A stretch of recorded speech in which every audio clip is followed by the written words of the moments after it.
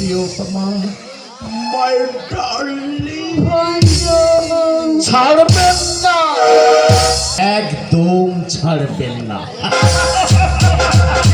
আরো ভালো করে জড়িয়ে ধরে। তুমি? হ্যাঁ, আমি শ্রীকৃষ্ণ রাধিকার পথের কাটা হতভাগ্য আয়ান ঘোষ। আমি এখন আসি। এক্ষুনি চলে যাবে সাম, মন দেওয়া নেওয়ার পর্ব শেষ হতে আর বাকি নেই তো। ঠাকুরবাবু, বলুন বলুন। পর পুরুষের হাত ধরে একাটুকু স্ত্রীরা নাচ গান করলে তাতে অশান্তি হয়ে যায় না? না না না, তাই কি কখনো হয়? মডার্ন সোসাইটির এটা একটা অঙ্গ। মুখটা যে ঘরের কোণে কোনো ব্যাঙের মতো বসে না থেকে বাইরের জগতে এসে ভূপাচরের সঙ্গে মেলামেশা, এটা হচ্ছে খোলা মনেরই পরিচয়।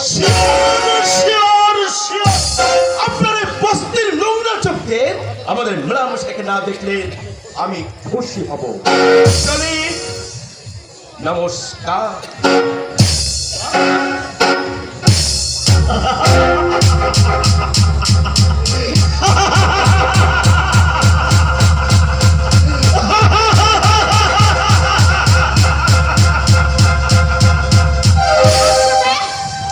কেন হাসছে বুঝতে পারছো না? তোমার মনকে জিজ্ঞাসা করে দেখো আমার এই হাসির অর্থ কি। অর্থ নেই, তুমি অত্যন্ত ছোট মনা। আমি ছোট না, আর তুমি খুব সতী, তাই না? তুমি খুব সতী। চোর বললে? তবে কি তোমাকে আমি ফুল বেল পাতা দিয়ে পুজো করবো তাই ভেবেছিলে? আহিতা স্ত্রী হয়ে পর পুরুষের পক্ষ লগ্ন হয়ে উলঙ্গ হয়ে রাজকার করবে, আর সেটাকে আমাকে পরিণামে মেনে নিতে হবে। বড় লোকের ভাগ্যে বলে তুমি যদি যা খুশি তাই করবে, আমি তো মুখ বুঝে সহ্য করবো। ভেবেছো? হ্যাঁ, তোমরা কি আমাকে বাজার থেকে বাদর কিনে নিয়ে এসেছো? গলায় দড়ি বেঁধে তোমরা আমাকে ইচ্ছা মতো নাচাবে।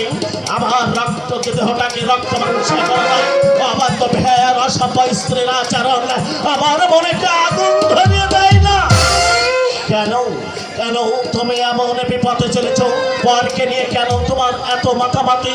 আমি কি তোমার হৃদয় আকাশে পূর্ণিমা চাঁদের আলোয় ভরিয়ে দিতে পারি না? আমি কি পারি না তোমাকে নিয়ে একটা সুখের স্বর্গ রচনা করতে?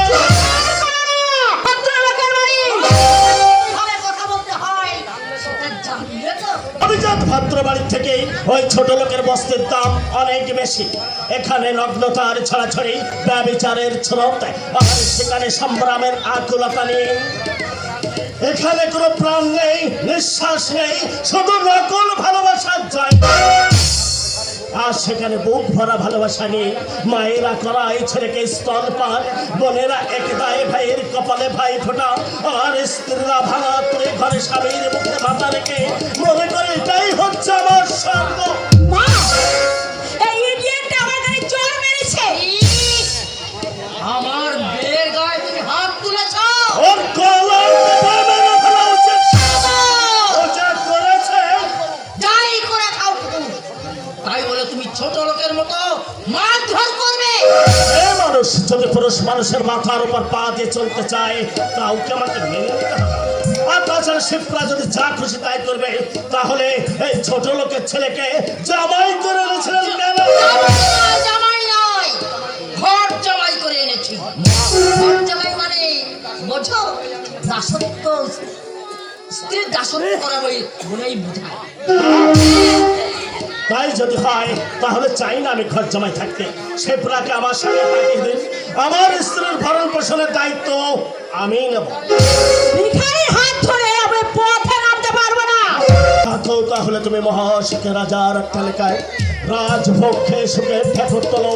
আমাকে তোমার ভালোবাসতে হবে না, আমাকে ভক্তি করতে হবে না, শুধু নির্লজ্জতার আমার নিজেকে করবে। আর তোমার গর্বে গর্বিত হয়ে সারা জীবন আমি এই বাড়িতেই পড়ে থাকবো। আর আপনাকেও বলি মা, যাকে আপনি গর্বে ধারণ করেছেন, বুকের সুবা খেয়ে ছোট থেকে বড় করে তুলেছেন, তার মাথাটা চিবিয়ে খেয়ে মা নামে মর্যাদা করবেন না। সন্তানের মঙ্গল যে চায় না, সে মা নয়, সেটা চাই না। তুমি সাগর, আমাকে আর জ্ঞান দিতে হবে না। শিবটা শাকরার দোকানে একবার চল দেখি, নেকলেসটা পাল্টে নিয়ে আসি।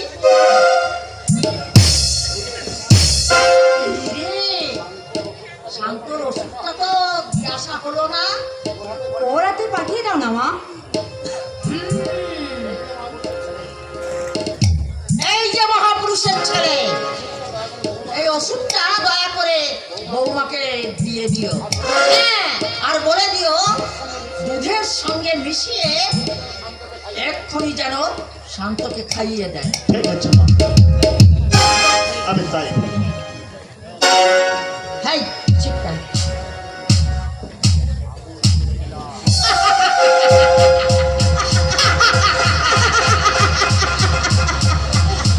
আগুন জেলে দিলাম, প্রধান ফিদা হতে। মা, হ্যাঁ, ওকে সব বুঝিয়ে দিয়েছে তো? তা কি আর বাকি রেখেছি মা? এক ঢিলে দুই পাখি মরবে। সীতাও এ বাড়ি থেকে চলে যাবে, আর সাগরের বিরুদ্ধে বিপদের মামলা রুজু করতে কেউ আর আপত্তি তুলবে না।